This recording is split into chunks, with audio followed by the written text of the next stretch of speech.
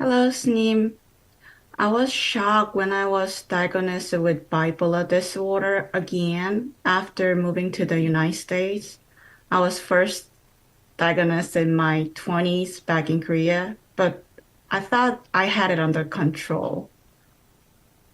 Now I'm having a tough time with the side effect of my medication. I've been experiencing vision problem, insomnia, and low blood pressure, which is really frustrating. These physical symptoms, along with the emotional up and down, are making it hard for me to cope. How can I deal with these feelings? 우리가 치료를 받는다 할 때 주로 완치를 주로 생각합니다. 그러나 치료에는 완치만 있는 게 아니고 병을 저기 80% 정도 치료가 되는 방법도 있고요. 현상 유지를 하는 방법도 있고 치료를 받지만은 나빠지는 경우도 있는데 나빠지는 속도를 늦추는 것도 하나의 치료 방법이다. 그래서 치료에는 어떤 여러 종류가 있다. 이렇게 봐야 합니다. When you are getting treated for your medical symptoms, there is different types of recovery. So you don't have to necessarily think that there is only this complete 100% recovery, but you may aim to recover about 80%, or you may aim to maintain your current state, or you may aim to slow down the speed of your symptoms as well. 그렇기 때문에 뭐 20대 때 생겼던 병이 어느 정도 치료된 것 같지만은 다시 또 어떤 상황으로 재발할 수도 있는 겁니다. So it is all possible that the symptom that you have had in your 20s, you have all this relapse after all those years. It is always possible. 병이 재발했기 다시 생겼기 때문에 충격이 아니라 생기지 않기를 내가 원했기 때문에 충격이 되는 것입니다. So I think that you are being shocked not because of the relapse, but because you didn't want to have it again. 그러나 우리가 사는 이 세상은 내가 원하지 않는 일이 이것저것 건강뿐만 아니라 모든 곳에서 자주 일어납니다. But in this world that we're living, things do not always go your way, and it happens all the time, anywhere, everywhere. 어떤 일이 일어나지 않는 것이 우리의 인생살이가 아니라 이런저런 일이 일어날 때 그것을 그때그때 해결해 나가는 것이 우리의 인생살이입니다. So life is not about not having all those episodes and occurrings, but life is about having those incidents and we tackle and deal with those one by one. 지금 이제 다시 조울증이 발병했다 하면 치료를 받으면 됩니다. So if you have your bipolar symptoms again, then all you have to do is get treated again. 근데 어떤 치료, 약물 치료라는 것은 부작용이 생길 수도 있습니다.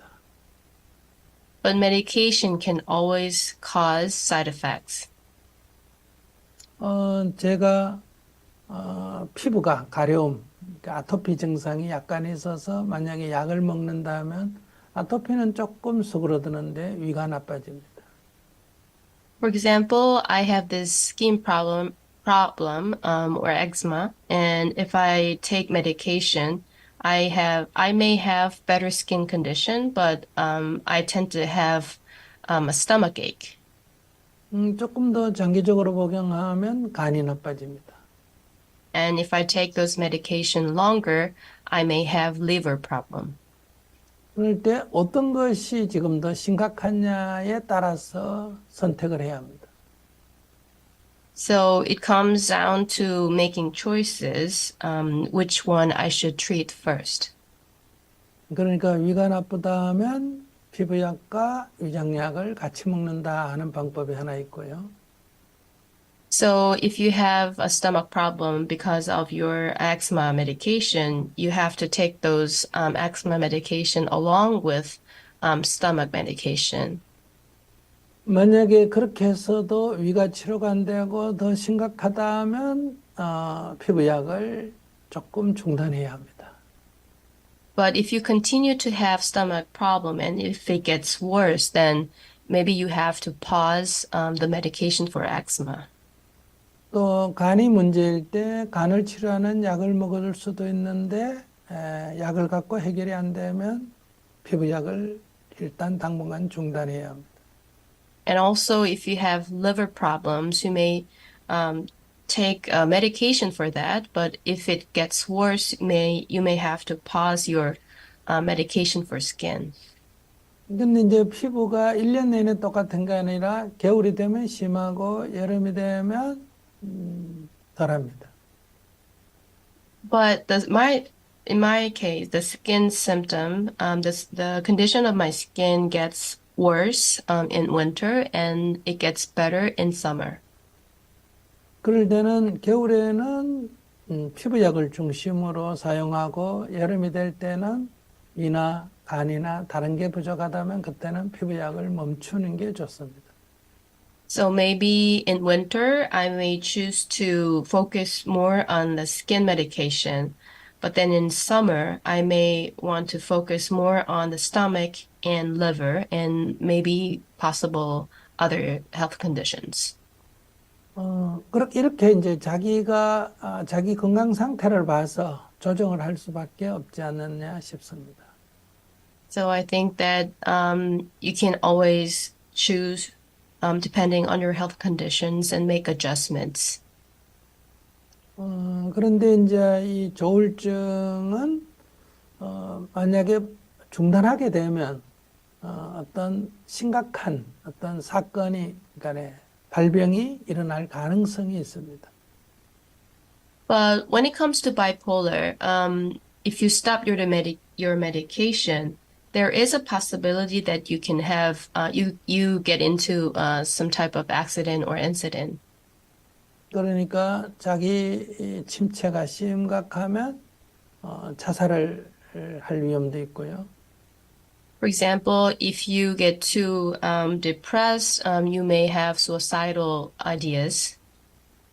그다음에 이것이 바깥으로 심하게 드러나면 폭력적일 수도 있습니다.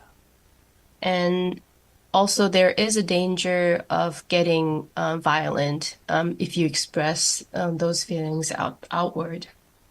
그러니까 약을 먹으면 낫진 않는다 하더라도 이런 양쪽의 극단적인 행위를 막아줍니다.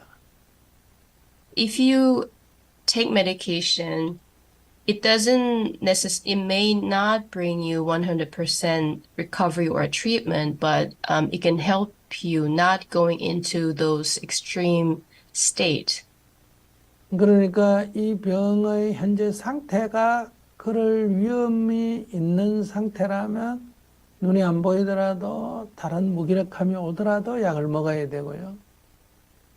So if you think you're in a condition that you may cause those extreme or dangerous incidents, then even if you have this eyesight problems or if you undergo this feeling of depressed, I think you have to keep medication. 뭐 눈이 안 보이다든지 하는 것보다는 일단 사는 게 살아있는 게 더 우선적이지 않습니까? Because being alive is more important and better than having these eyesight problems.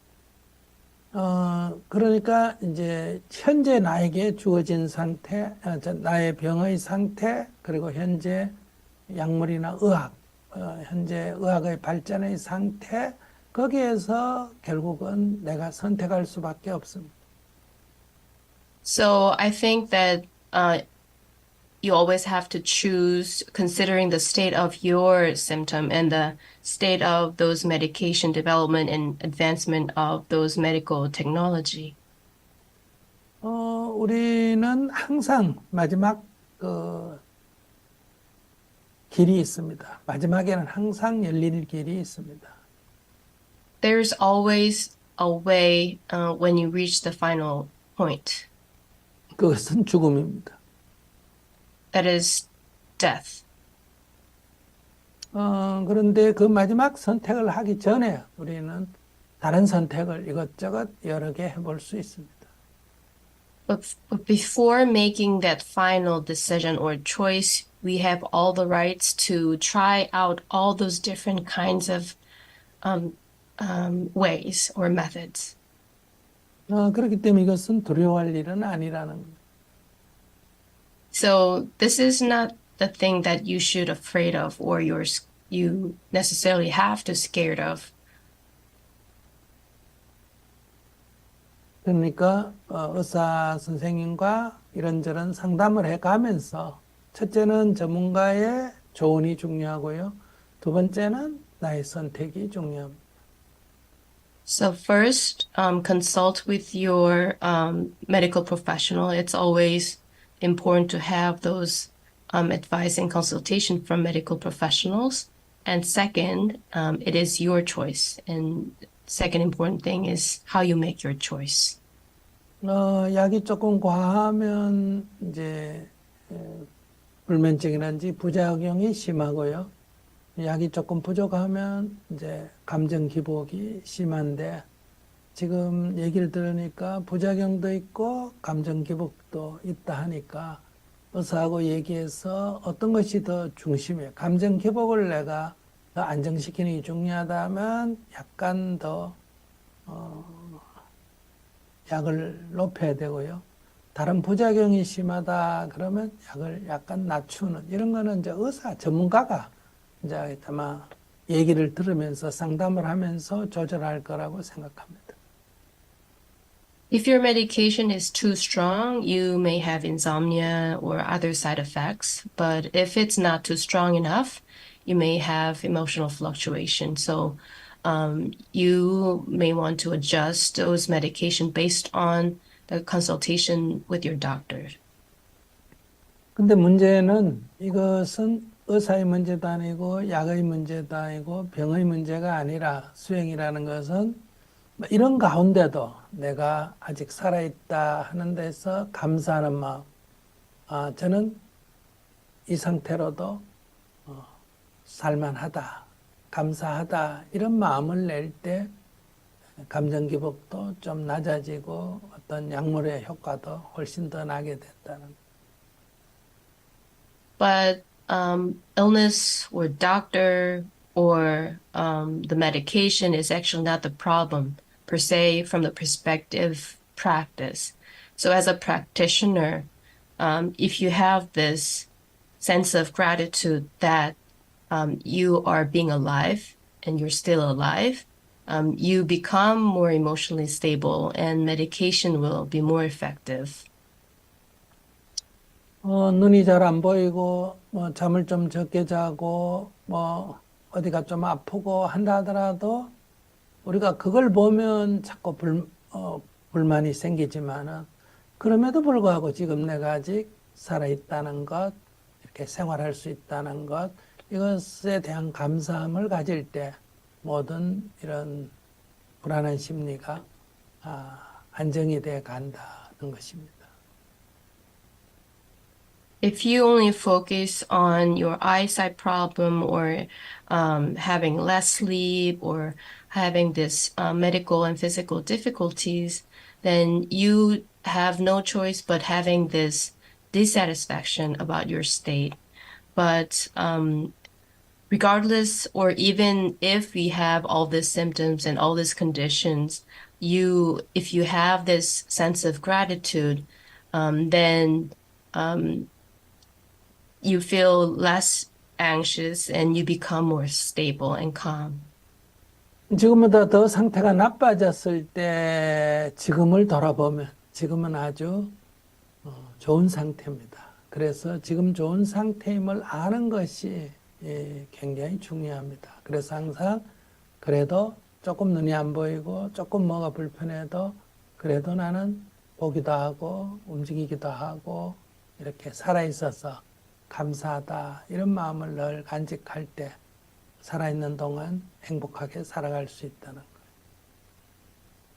So if your state becomes worse, if you look back on now, you will realize that you were really in a good condition actually now. So I think practice is all about knowing that current state is the best condition that I can have. And if you can see that although you have all these health conditions and problems, you still are alive and you can move around, you can eat, and you can lead actually your everyday lives and be thankful for that fact, then I think that's the path to become happy.